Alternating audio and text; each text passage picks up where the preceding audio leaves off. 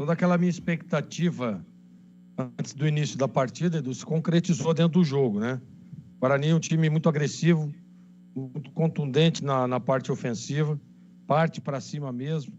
A gente tem que elogiar aqui o trabalho do Jairo, né? Que você vê que o Guarani toma o gol, o Guarani tá 1-0, criou 6 oportunidades, fez um gol.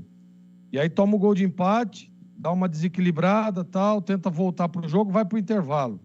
E aí o Guarani volta de uma forma muito diferente, né? Volta bem mais organizado, bem mais atento, bem mais concentrado, e aí conduz o jogo até o final, uma vitória até mesmo inesperada. Eu, por exemplo, esperava uma vitória do Guarani, mas não com toda essa facilidade, criando todas as oportunidades, fazendo do goleiro Pedro Cobra o melhor em campo, né? Para o lado do Atlético e no jogo, porque o que esse cara pegou foi impressionante.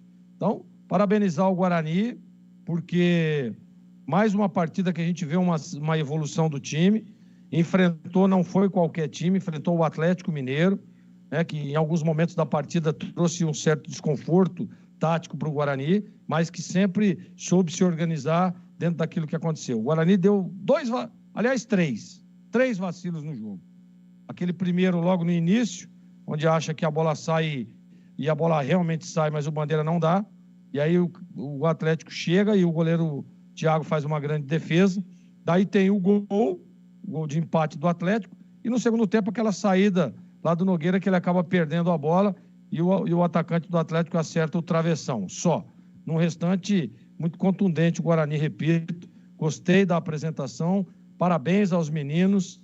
Que olha, Edu, é lógico que é brincadeira, né? Mas dá para dizer que, ó, se o profissional não estiver pronto, nós estamos aqui, viu? Se a galera não quiser amanhã, nós estamos prontos aqui, tá tudo certo. E é exatamente isso. Fico muito feliz de ver como jogou o Nogueira, o Albanês, né? O próprio João Marcelo também, que hoje encontrou muita dificuldade, mas o Arthur, que entrou bem no jogo, né? O lateral Caí fazendo um belíssimo... Aliás, fez 2 gols para valer um, né? Para mim, os 2 gols muito bem desenhados e feitos, né? Mas aí a arbitragem acabou anulando o primeiro gol erradamente. E agora, Edu, é aquele negócio. Não dá para escolher adversário. O Guarani está numa crescente, está jogando bem, e é importante que o Guarani continue nessa crescente para chegar o mais longe possível na Copa São Paulo. Diz aí, CH!